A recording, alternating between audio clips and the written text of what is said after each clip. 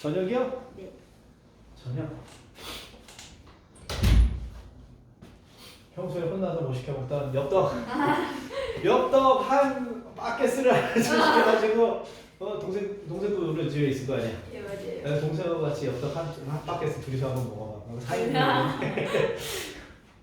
근데 사인보다 아닌 것 같은데 내가 먹어보니까 한 6번 먹던데. 예, 6번? 7번? 정도 먹던데. 쉽게 먹는데요. 네. 응. 지금 소식자시네요. 6번이요? 나눠 먹어요. 네, 2번 안에도 먹지 않아요. 뭐? 혼자 말고. 아 혼자 말고? 네. 아 저 가족이 같이 먹으면? 아니, 그러니까 혼자 먹어도 6번을 먹을 수 있어요. 네, 맞아요. 그러니까 한 번은 저기 이제 어머니랑 같이 먹고 그럼 한 2인분 먹었죠? 예. 그리고 나서 한 5번 더 먹었었으니까 예? 합치면 6번이지. 말도 안 돼. 왜? 대박이다. 지금 소식자시네요. 소식자는 아닌데 딱히 많이 먹었는데 엄청 많던데 엽떡? 이거 이따가는 바켓으로 주잖아 이거. 네. 허연 거 이거 옆에 주름주름한 거. 어? 아, 네 번이면 이해는 하겠는데. 넌 얼마 먹? 그러니까 내가 그럴 수도 있어. 내가 떡볶이를 그다지 안 좋아해서 그럴 수도 있어. 그래도 먹으면 먹었는데. 봐봐 이 선생님 이 푸짐한 사이언스한 몸매를 보면 이제 소식자는 아니죠. 소식으로 만들어질 수 있는 이 엘레강스한 몸이 아니다. 이 정도면 여러분 이제 이 정도쯤이면 한 2천만 원. 요거 한 2천만 원. 이 앞쪽 이거 많잖아요. 4천만 원. 이 뒷구리 사이즈 이제 한 2천. 하면 한 1억짜리다. 대박. 야, 그 나의 고급 바지를 봐라.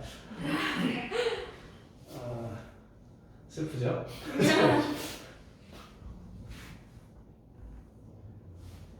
왜 봐야 되는데? 좋아요. 다시 보도록 합시다. 이제 이 그래프를 활용해가지고 여러분한테 어떤 질문들이 나올 것인가에 대한 얘기들을 볼 거예요. 일단 여러분 30페이지에 보면 위에 큰 2번이라고 되어 있어요. 제목 뭐라고 되어 있슈? 이슬점. 오케이. 여러분들한테 이걸 가지고 묻는 첫 번째 내용은 이슬점을 묻습니다. 이슬점.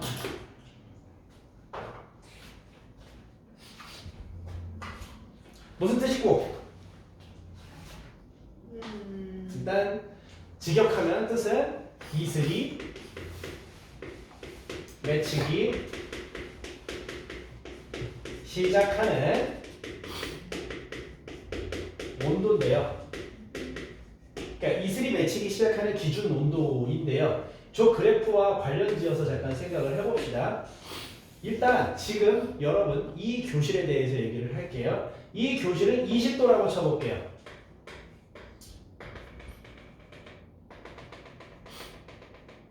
여기 12라고 써있다. 그리고 여기 10도라고 써있다. 7이라고 써있다. 아까 저 그래프 그대로 옮겼습니다. 괜찮나요? 지금 이 교실의 상황을 여기라고 할게요. 이게 교실의 상황입니다. 그럼 일단 이거 그대로 한번 읽어보실까요? 지금 여기는 몇 도다? 20도. 20도다. 그럼 공기 속에 빈자리가 몇 자리가 총 있다? 총 12자리가 있는데 그 중에 진짜 수증기가 얼마나 채워져 있다? 7만큼 채워져 있다예요. 자, 7만큼 채워져 있다예요. 옆에다 이렇게 그려보자면 총 0부터 12개의 빈자리가 있고 채워진 양은 7만큼 채워져 있는 겁니다. 상황 이런 상황이죠. 맞죠? 이 상황이라면 응결이 일어날까 안 일어날까? 응결이 안 일어난다는 얘기는 이슬이 여기 생길까 안 생길까? 안 생깁니다. 맞죠? 근데 지금부터 제가 상황을 좀 바꿔볼게요. 온도를 좀만 낮춰볼게요. 온도를 좀만 낮춰볼게요. 자, 조금 더 온도를 내려가 보게 해봅시다. 첫째 질문입니다. 이 교실 속에 지금 수증기가 총 얼마 있다고 실제로 있는 양이 얼마라고요? 추워지면 수증기가 사라지나요? 아니면 그대로 7 있나요? 이거는 그대로 있겠죠. 예, 7만큼 있었다라는 사실은 그대로 있을 거예요. 맞죠? 근데 말이죠. 온도가 추워지면 포화 수증기량 이 12는 그대로 있을까? 이건 늘어날까? 이건 줄어들까? 이건 줄어들겠죠. 예를 들어 온도가 조금 떨어지다 보면은 이런 상태가 될 수 있을 겁니다. 한 8, 7. 자, 여전히 이슬은 맺힐까 안 맺힐까? 안 맺히지만 그래도 조금만 더 채우면 이슬이 될 수도 있겠죠? 근데 정확히 말하면 채운 게 아니죠. 물의 양, 수증기는 그대로 있는데 최대치가 점점 뭐하고 있는 거야? 줄어들고 있는 거야. 그러면 이게 줄어들다 보면 최대치가 딱 맞아지는 순간 있을까 없을까? 어느 순간 있겠죠? 여기서 온도가 0.00001도라도 떨어지면 뭐가 생기기 시작할까? 이슬이 생기기 시작하겠죠. 즉 기준이 되는 거는 이렇게 딱딱 같아지는 순간, 이 순간을 아까 무슨 상태라고 그랬었죠? 맞아요. 포화 상태가 되고 나면 여기서부터 온도가 조금이라도 떨어지면 무조건 이슬이 생기겠죠.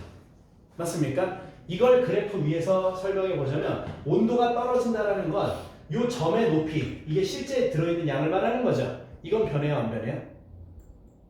방금 전에 얘기했잖아.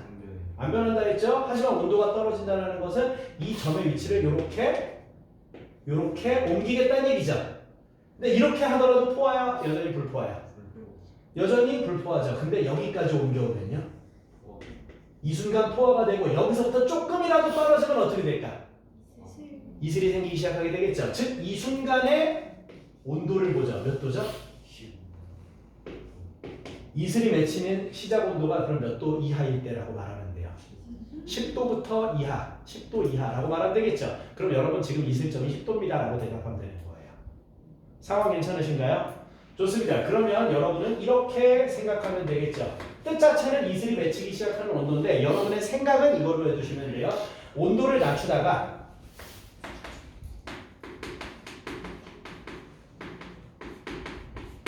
무슨 상태가 되는 순간을 찾아라? 포화 상태가 되는 순간에 온도를 찾아라 라는 뜻입니다. 이걸 찾아라 라는 뜻입니다. 이 순간을 무슨 점이라고 부르겠다? 포화 상태가 됐고 이 순간을 무슨 점이라고 부르겠다? 이슬점이라고 부르겠다 라는 얘기입니다. 자, 이게 여러분들에게 묻는 첫 번째 문제입니다. 언제부터 응결이 시작될 수 있을까라는 이슬점을 찾으세요 라는 얘기이고요. 자, 이게 첫째로 여러분에게 잘 묻는 질문 되시겠습니다. 괜찮습니까? 좋아요. 그럼 아래 그램들은 설명을 위해 그린 거니까 지워버리도록 하고요. 다음으로 여러분들한테 무엇을 잘 물어볼까요? 바로 응결이 일어나는 양을 알아내라 라는 문제가 굉장히 잘 납니다. 근데 사실 여기서 이미 한번 연습해 봤어요. C 같은 경우에 응결 얼마나 된다고 아까 했었죠? C. 네, 응결 얼마나 된다였죠? 5만큼이었죠. 왜? 빈자리는 7자리인데 지금 수증기 몇 마리가 달려들었어? 12마리가 달려들었으니 쫓겨나는 애가 몇 마리야? 5마리야. 이 응결의 양을 여러분이 알아보는 것이겠죠. 맞죠? 오케이. 근데 그 응결량을 알아보세요라는 문제가 정말 잘 나옵니다. 이때 여러분들이 해야 되는 첫 번째는 뭘까? 실제의 수증기량에서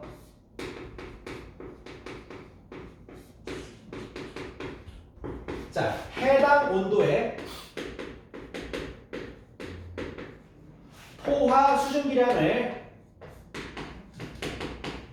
빼는 겁니다. 그러니까 방금 전에 봤던 저 C를 공식 형태로 진짜로 해본다고 한다면 지금 실제 수증기 얼마나 준비되어 있죠? 12가 준비되어 있어요. 맞죠? 저 때 C는 10도기 때문에 포화가 몇이에요? 그렇죠? 해당 온도의 포화량은 7입니다. 그러니까 10 빼기 7이면 플러스 몇 나와요? 5가 나오죠? 오케이. 이게 응결되는 양이 되는 것입니다. 참고로 이 식은 유용해요. 어떤 점에서 유용하냐면 자, 저기서 A 봐봐요. A 누구요? A만 봐보세요. A를 가지고서 똑같이 계산해 본다면 어떻게 나오냐면요. 7 빼기 12가 되죠.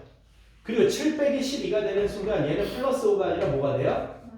마이너스 5가 되는데 잠깐 플러스 5 마이너스 5 이 차이는 무슨 차이냐? 플러스 5는 방금 전에 우리가 했던 것처럼 뭐가 될 수 있느냐? 응결될 수 있는 양을 계산하는 건데 만약에 이게 이렇게 음수가 나오시면 무슨 얘기냐? 아직도 남아있는 빈자리 즉 추가로 증발을 얼마나 더 시킬 수 있는지를 알려주는 게 돼요. 이게 추가 증발 가능량을 알려줍니다. 지금 저 그림 기준으로 보자면 어떻게 됐어요? 12.7이라고 했더니 얘기 아직 빈자리 5자리 남아있으니까 5자리 더 증발할 수 있다. 아까 되잖아요. 얘 음수일 때가 바로 추가 증발량이 되는 식이에요. 그래서 이거 문제 잘 물어보는데 이 문제에서 주의사항이 있어요. 근데 주의사항이라기보다 이걸 보면 당연한 얘기인데 첫째, 이 모든 얘기는 공기 몇 킬로 얘기죠? 네, 이거 계속 반복적으로 말씀드리죠. 기준입니다. 만약에 A와 같은 공기가 2kg가 있어요 라고 한다면 계산된 값에다가 곱하기 몇을 해줘야 돼요. 네, 그건 해주셔야 되는 거. 이게 주의사항 첫 번째고요. 두 번째 주의사항이 있어요. 여기 제가 지금 무슨 온도라고 써놨죠? 해당 온도라는 말을 써놨죠. 자, 이게 왜 주의사항이냐면 여러분 문제 푸시다 보면 이러실 거예요. 처음에는 뭐 공기 80도였었다가 온도를 20도까지 낮춘 후 질문이 들어가고 이런 식의 문제가 잘 나와요. 그러면 여러분 80도가 중요하다는 얘기야? 결국 20도가 중요하다는 얘기야?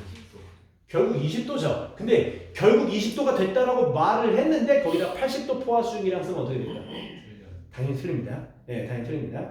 해당 온도가 언제인지를 문제에서 묻는 게 몇 도가 됐을 때를 묻는 건지를 정확히 확인하셔야 된다. 그래서 여러분은 온도 시점, 문제 시작할 시점인지 아니면 문제 질문하는 시점인지에 대한 어떤 온도인지를 확인을 꼭 하셔야 되는 거. 이게 이제 주의사항 되시겠습니다.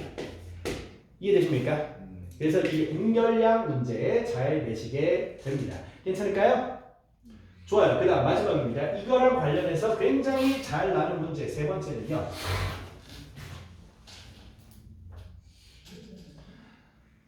상대 습도 문제입니다. 상대 습도, 아니 그냥 습도라고 하시면 그게 상대 습도입니다. 그냥 상대 습도인데 이게 이제 뭐냐? 여러분 저기 뭐야? 좀 전에 막 날씨 보시고 하셨었는데 날씨 보다 보면 습도 뭐 80%, 습도 82%뭐 이런 거 나오잖아요, 그렇죠? 그 습도 말하는 겁니다. 예, 그 습도 말하는 건데 요것은 어떤 뜻이냐면 포화 수증기량에 비해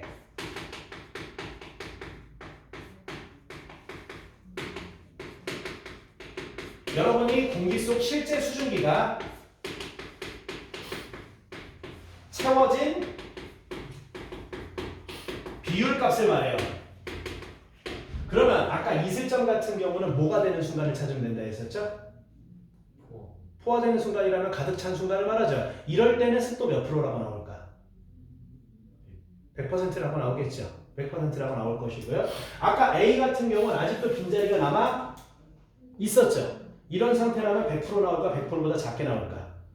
작게 한 60%, 70% 뭐 이렇게 나오시게 될 거예요. 오케이. 그 채워진 비율 값을 우린 습도라고 얘기를 합니다. 그러면 이 채워진 비율인 습도 계산 문제거든요. 계산식을 알으셔야 돼요. 여러분 공식 외우실 때 이거 제가 매번 공식 나올 때마다 계속 얘기하는 건데 좌변, 우변 같이 외우셔야 돼요. 똥꼬처럼 우변만 외우지 마시고요. 습도는 여기서부터 외우셔야 된다는 얘기예요. 왜냐면 공식이라는 건 당연히 이항해서 문제를 바꿔서 푸는 경우들이 꽤 많아요. 근데 가끔가다 이거 안 외우고서 5변만 외워가지고 이항 못하고 막 그래서 틀리고 하시는 경우 정말 많거든요. 수학과 공통 얘기만 하는 겁니다. 습도는 여기서부터 시작을 할게요. 자, 그러면 문제 상황에 해당되는 포화 수증기량이 있을 거예요. 포화수라고 쓸게요. 분해 실제 채워진 수증기가 있을 거야. 실제 수라고 씁시다. 곱하기 몇이라고 하면 될까? 100. 그 다음 뒤에 퍼센트자만 보시면 되겠죠? 오케이, 이겁니다. 별 대단한 건 아니죠? 자, 이거를 할 수 있는데 이건 계산 문제도 계산 문제지만 아까 전에 보던 그래프들 있죠? 하고 연관지어서 묻는 경우가 굉장히 많아요. 그래프하고 연관지어 묻는 경우 되게 많습니다. 예를 들자면 역시 그래프가 하나 이렇게 있다라고 쳐볼게요. 그리고 여기에 내가 A라는 그리고 B라는 두 개의 점이 있다라고 쳐볼게요. 이 점 보면 숫자 지금 제가 써줬어? 하나도 안 써줬어? 하나도 안 써줬죠. 그런데 이걸 가지고서 A와 B 중에 누가 습도가 높을까요? 혹은 낮을까요? 혹은 똑같을까요? 질문할 수 있어요. 어떻게 하면 될까요? A부터 봐봐요. A부터 봐볼게요. A의 온도가 지금 여기죠. 그 무슨 말이야? 그 말은 여기까지가 무슨 수증기량이야? 포화 수증기죠. 그리고 요 A까지의 높이가 무슨 수증기야? 실제 수증기죠. 그리고 B 같은 경우는 여기까지가 포화 수증기고 여기까지가 실제 수증기잖아요. 그렇죠? 그러면 눈대중으로도 누가 퍼센트가 높을지 알 수 있을 거 아닙니까? A 같은 경우는 전체 높이에 비해서 반 조금 넘게 올라왔죠. 대충 눈대중으로 한 60%는 되겠죠. 그렇죠? 근데 B 같은 경우는 이만큼의 빈자리 중에서 요만큼만 채웠죠. 반은 돼요? 반도 안 돼요? 반도 안 돼요. 그럼 당연히 누가 습도가 높다? A가 높다. B가 낮다. 이런 식으로 그래프와 연관지어서 하시는 경우들도 굉장히 많습니다. 그러니 이게 습도라는 개념 아셔야 된다 이겁니다. 괜찮나요? 자, 그리고 이러한 습도에 대해서 잘 물어보는 게 두 번째, 습도의 일변화인데요. 여러분, 낮에는 보통 습도가 높다고 알아요? 낮다고 알아요? 낮에. 요거까지 빨리 하고 가시죠. 낮에. 습도가 보통 낮다고 하죠. 낮다고 합니다. 왜 그러냐면 생각해봐요. 이 10을 기준으로 생각을 해보세요. 여러분, 실제 수증기라는 건 그 지역에 진짜로 수증기가 얼마나 있는지 말하는 거죠. 이거는 뭐랑 관련되어 있냐? 그 지역 환경하고 관련되어 있어요. 예를 들어 우리 집 앞에 바다가 있어. 바닷가에 살고 있어. 그러면 실제로 그냥 수증기가 많을까 적을까? 많을 거고 낮이든 밤이든 항상 많겠죠. 근데 우리 집이 사막에 있으면요? 거의 없겠죠. 낮이라고 맞나? 밤이라고 맞나? 아니요. 그냥 없어요. 자, 무슨 말이냐면 저 식의 분자 부분은요. 하루 종일 거의 변한다, 변치 않는다. 거의 상수예요. 근데 말이죠. 분모는 무슨 수증기량이죠? 이거 온도에 따라 바뀌죠. 낮이 되면 온도가 높아지면서 커지죠. 밤이 되면 온도 추워지면서 작아지죠. 즉 분모인 포화 수증기량이 변수예요. 그럼 봐봐. 낮에는 즉 이 식의 분모가 커지죠. 결과는 습도가 어떻게 될까요? 떨어집니다. 근데 반대로 밤이 되면 날이 춥죠. 추우니까 분모가 작아질 것이고 그러면 계산 결과 습도는 올라가게 되겠죠. 이렇게 비교를 하셔야 된다는 거예요. 습도 일변화라는 건 그래서 분자의 변화예요? 분모의 변화예요? 분모의 변화라는 얘기입니다. 여기까지 괜찮습니까? 이렇게 여기까지 해서 여러분 그래프상에서 많이 물어보는 내용들 한번 해보았고요. 진도를 원래 더 나가고 싶었는데 여러분 지금 그러면 여기 지금 숙제를 못 드리네. 숙제를 그럼 이렇게 합시다. 여러분 책 뒷부분에 봐보시면요. 흑백 파트 있죠. 흑백 파트 페이지 80페이지 80페이지 1단원 다 했으니까 복습 겸 요걸 한번 해볼까? 네, 그러면 80페이지부터 어디까지 해볼 거냐면요.